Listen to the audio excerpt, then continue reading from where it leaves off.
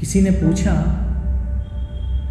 कि एक धार्मिक गृहस्थ का जीवन और अधार्मिक गृहस्थ के जीवन में क्या अंतर है, दोनों में किस तरह का डिफरेंस होना चाहिए, किस तरह का अंतर होना चाहिए।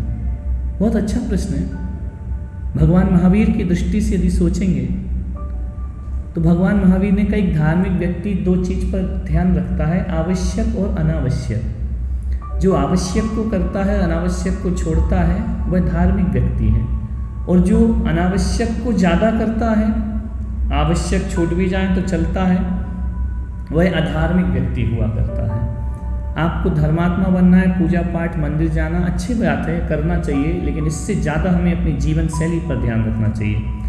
हमारे जीवन में आप सोचेंगे, मैं तो ये कहूँगा कि 90% चीज़ें हमारे जीवन में अनावश्यक हुआ करती हैं, 10% ही हमारे जीवन में आवश्यक होती हैं, जिन्हें हम जीते हैं।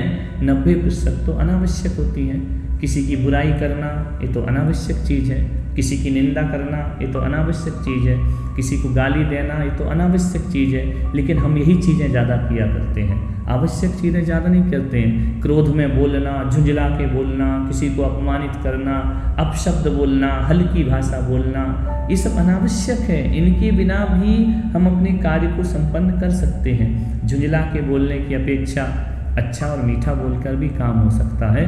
तो ये अनावश्यक चीज़ें जो अपने जीवन में हमने ओढ़ रखी हैं, हम इतने हैबिचुअल हो गए हैं इस अनावश्यक बातों के कि हमें ये गलत लगती नहीं है, ऐसा लगता है यही इससे हम बहुत महान बन रहे हैं। अब रात्रि में भोजन तो अनावश्यक चीज़ है ना, दिन में खाएं, दिन में खाकर भी आदमी जी सकता है, बहुत अच्छा जीवन जी सकता है। एक रात में खाने वाले व्यक्ति से मैं पूछता हूँ कि बताओ तुम दिन में क्यों नहीं खाते हो, क्या प्रॉब्लम है, तो उसके पास कोई उत्तर नहीं होता कि क्या प्रॉब्लम है। वो एक हैबिट बन गई, उसकी आदत बन गई है, उसके पास पर्याप्त उत्तर नहीं होता है।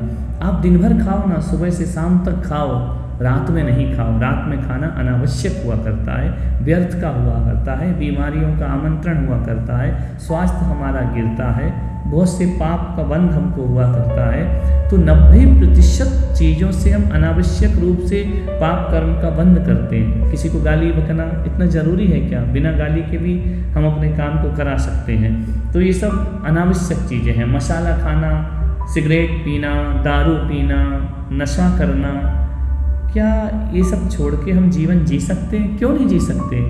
जो अनावश्यक चीज़ों को नहीं करता वो भी जीवन को जीता है।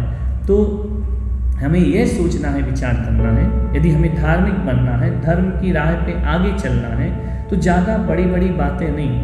आप जैसे धार्मिक व्यवस्थाएं हमारे यहाँ हैं, आलू प्याज नहीं खाना, लौकी तोरई खा के भी आदमी अपना जीवन जी सकता है, इतना आवश्यक नहीं है।